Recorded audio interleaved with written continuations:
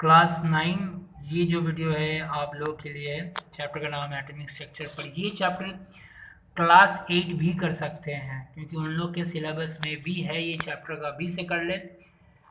Class 9 में कुछ ज़्यादा दिया हुआ, क्लास 8 में कुछ कम है।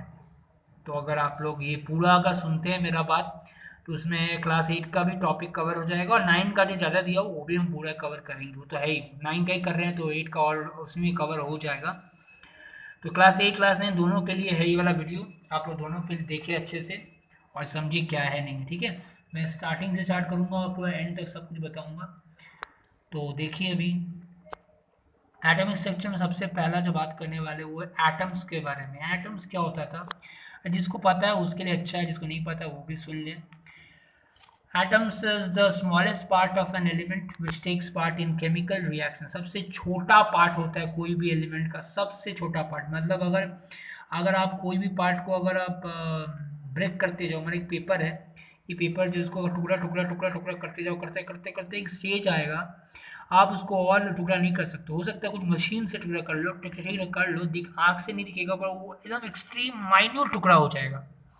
दैट स्मॉल टुकड़ा इज कॉल्ड एटम। ओके, तो एटम समझ में आ गया एटम क्या होता है। तो एटम का जो पहला जो डिस्कवरी हुआ था वो डाल्टन ने किया था। डाल्टन बोला था यही एक छोटा सा छोटा टुकड़ा जिससे और टुकड़ा नहीं हो सकता। ये बोला था इट इज इनडिविजिबल पार्टिकल, और इसको टुकड़ा नहीं कर सकता, और यही केमिकल रिएक्शन में टेक प्लेस करता है। और भी बहुत सारा बात बताया था। तो मैं जो ये बात बताने जा रहा हूँ ना यहाँ पे जो बताऊंगा वही सब सारा बात तुम डाल्टन एटॉमिक थ्योरी में डाल देना।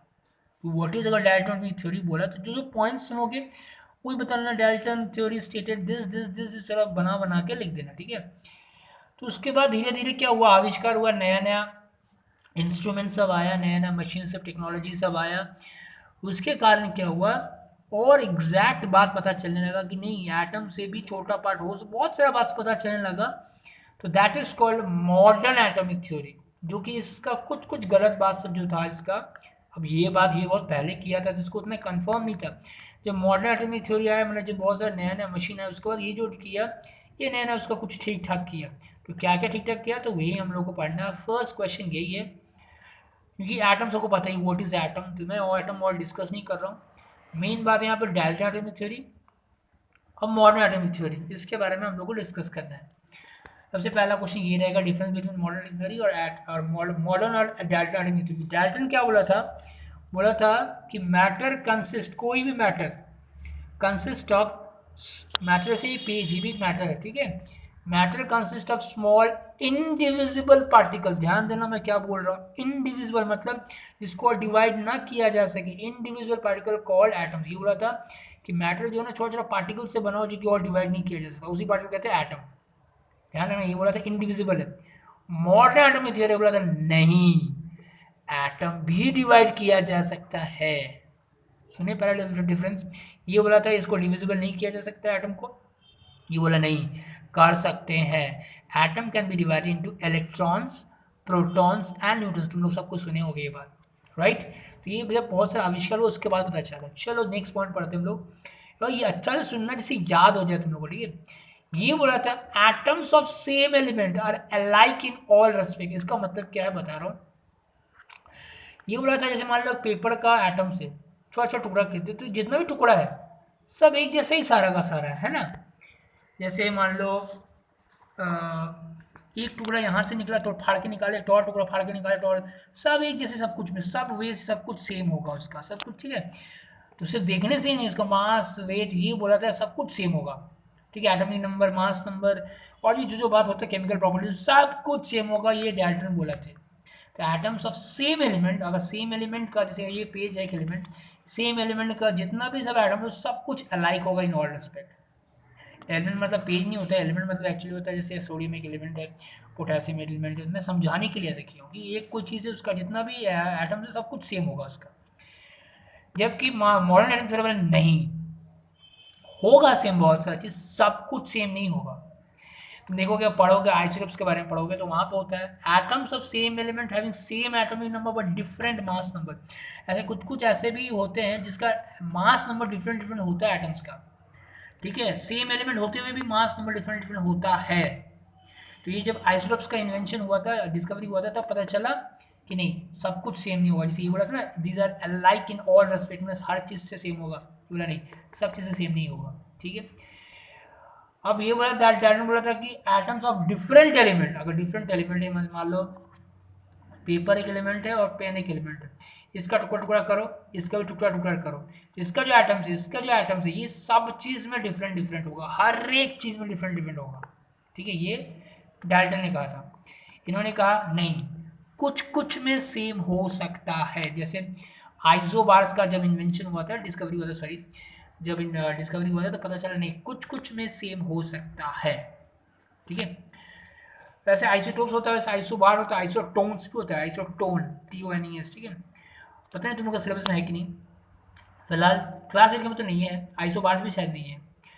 अच्छा उसके बाद बताता है ये जो बताते हैं डाटा एटम थ्योरी बताते हैं कि ये जो एटम्स है ना जब ये कंबाइन करते हैं, कंबाइन करके जब कंपाउंड बनते हैं ये लोग, तो they always combine in small whole numbers, whole number समझते हो, होल नंबर्स मतलब 2 3 1 2 3 4 0 0 से स्टार्ट होता है, 0 1 2 3 4 5 6, इसका बोलने का मतलब है परफेक्ट नंबर्स, मतलब पॉइंट डेसिमल नहीं होगा, जबकि मॉडर्न एटॉमिक थ्योरी बोला नहीं, ऐसा बहुत सारा ऑर्गेनिक कंपाउंड्स होता है, ठीक है, कार्बन रिलेटेड कंपाउंड्स, और जिसमें प्रोटीन वोटीन का माल मटेरियल होता है उसमें वो लोग डेसिमल में भी, पॉइंट डेसिमल में भी चला जाता है, they react in point decimal also, ठीक है। तो डाल्टन बोला था नहीं they always combine in small whole numbers, ये बोला नहीं नहीं होता ऐसा, कहीं कहीं पे एक्सेप्शन नहीं भी होता है, ठीक है। समझ में आ गया, ये बोला था ये डिवाइड नहीं हो सकता है एटम को, ये बोला डिवाइड हो सकता है इलेक्ट्रॉन प्रोटॉन, ये बोला था एटम्स ऑफ सेम एलिमेंट, ये वर्ड याद रखना, सेम एलिमेंट होना चाहिए, हर चीज़ में सेम होगा, ये बोला नहीं कुछ कुछ डिफरेंट हो सकता है एटम्स ऑफ सेम एलिमेंट, ये बोला था अगर डिफरेंट एलिमेंट है तो हर चीज़ में डिफरेंट होगा, ये बोला नहीं कुछ कुछ में सेम हो सकता है, ये बोला था combine in small whole number, ये बोला नहीं कभी कभी डेसिमल फ्रैक्शंस में भी ऐड हो सकता है टू फॉर्म कंपाउंड्स, कंपाउंड बनाने के लिए कभी कभी ऐसा भी हो सकता है, लोग कंबाइन कर सकते हैं। पर एक बात जो दोनों में सिमिलर है ये भी पूछता है, ये तो डिफरेंस था, एक सिमिलैरिटी भी पूछेगा तुम लोग को कि what is the similarity between the Dalton atomic theory and modern atomic, तो one thing is similar that is atom is the smallest unit of matter which takes part in chemical reaction, this is the main thing which is similar in both things, that is atom is the smallest unit of matter which takes part in chemical reaction, ध्यान रहे ये बात। हो गया तो मेरा पहला topic खत्म हो गया, ये पहला नहीं मैं पढ़ा दिया व्हाट इज एटम बता दिया मैं, उसके बाद मैं पढ़ा दिया what is Dalton atomic theory and modern atomic theory का बता दिया तुम लोग को। तो डाल्टन एटॉमिक थ्योरी को बता दो, बोला पूछा जाए तुम ये सारा पॉइंट बोल सकते हो एक साथ में, ठीक है, ये भी सिमिलैरिटी भी उठा सकते हो उसमें।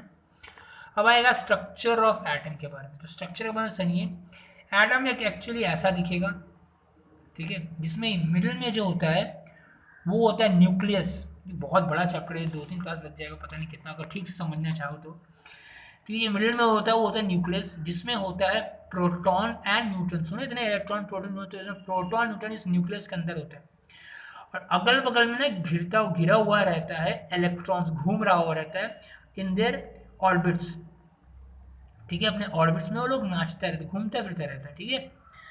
ऑर्बिट्स को बहुत जन शेल भी कहता है, और जैसे प्लैनेट्स घूमता है ना, प्लैनेट्स अराउंड ये सन है, प्लैनेट्स घूमता रहता है, वैसे ही इन देयर ऑर्बिट्स, वैसे ही प्रोटॉन न्यूट्रॉन के या न्यूक्लियस के अंदर इर्द गिर्द घूमता रहता है, इलेक्ट्रॉन्स इन देयर ऑर्बिट्स और shell, you can say shell, और also you can say energy levels, ये जो ऑर्बिट्स है ना इसको एनर्जी लेवल्स भी कहता है। अभी क्यों कहता है एनर्जी लेवल्स, क्योंकि दिस शेल possess या has some energy within them and that's why they are called energy levels. अब बोलोगे सर इसमें एनर्जी कहाँ से आया, अब बता दे रहे, ध्यान से देखो, मैं बोल रहा था ना ये इलेक्ट्रॉन्स कीप्स ऑन मूविंग, तो क्योंकि मूविंग कर रहा है तो मूविंग मतलब पोटेंशियल एनर्जी होता है, अगर पता होगा कि कोई भी चीज मूव करता रहता है तो उसमें एक एनर्जी होता है, which energy, it is potential energy, okay, wrong, it's not potential energy, मैं चेक कर रहा तुम लोग क्या सुन रहे हो, ध्यान सुन रहे हो, it's kinetic energy, okay, stored energy is called potential energy, movement वाला एनर्जी इज नॉट कॉल्ड अपने, इट्स कॉल्ड काइनेटिक, कहीं भी कोई चीज मूव कर रहा हो वहां पर जो एनर्जी होता है उसे कहते हैं काइनेटिक, रिमेंबर, ओके, मैं से कंफ्यूज करता हूँ, ध्यान सुनना तुम लोग, ठीक है। तो काइनेटिक एनर्जी होता है मूवमेंट, इसीलिए इसको एनर्जी लेवल्स भी कहते हैं, ओके, गॉट इट।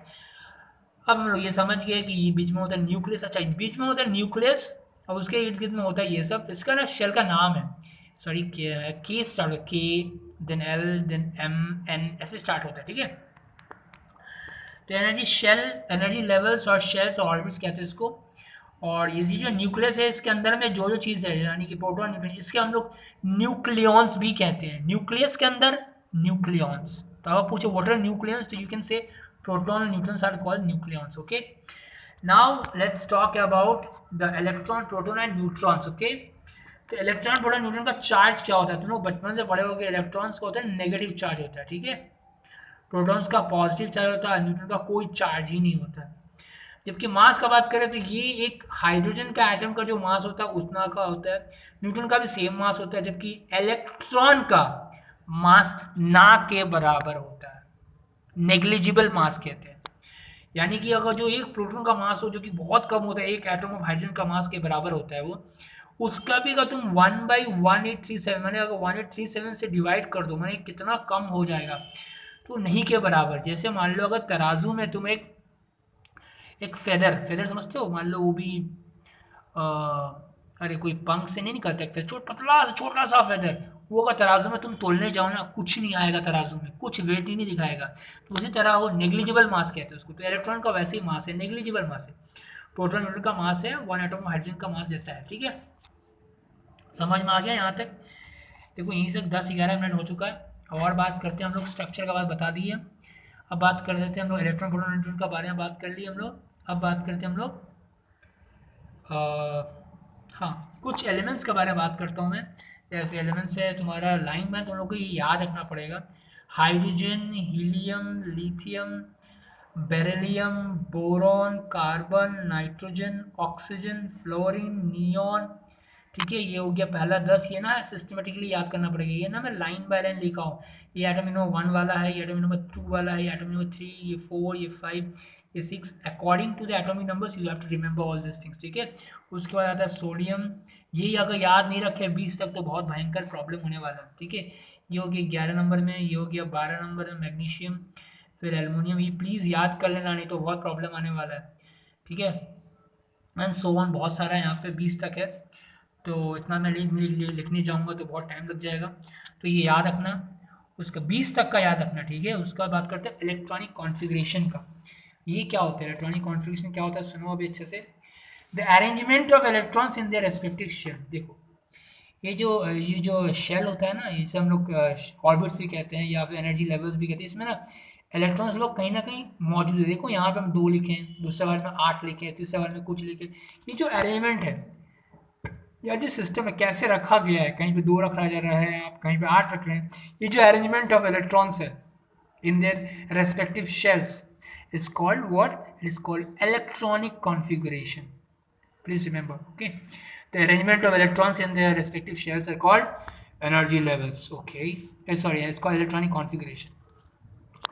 तो जैसे मैं कुछ के इलेक्ट्रॉनिक कॉन्फिगरेशन दिखा रहा हूँ, जैसे यहाँ पे सोडियम 11 है। अगर ये चीज़ नहीं समझ में आए तो बार बार इस पोर्शन को देखो, जो कि 13 मिनट से स्टार्ट होगा। ध्यान रखना, पूरा मत देखना, आगे का क्यों देखना। 13 मिनट से स्टार्ट करना, 13, ठीक है, 13 मिनट से देखना। तो इसमें सोडियम का देखो इसे 11 है, तो हम लोग का सिस्टम में पहला शेल में से 2 ही रहता है, दूसरे बाद में 8 आता है, उसके बाद में जितना भी बच गया वो रहेगा। जैसे मान लो 11 है ना, तो 2 + 8 कितना हुआ, 10, and the remaining on the last shell. याद रखना, बहुत बड़ा हो गया। एक काम करते हैं, ये जो पार्ट है ना यहाँ से, अब अरेंजमेंट ऑफ इलेक्ट्रॉन्स, ये हम नेक्स्ट दिन करते हैं। फिलहाल के लिए आप लोग ये याद रखिएगा, यहाँ तक क्वेश्चन है, ये जो एटॉमिक नंबर 20 तक अच्छे से याद रखिएगा जो भी करा है, ठीक है। ये क्लास 8 क्लास 9 दोनों के लिए था। चलिए बाय करता हूँ अभी।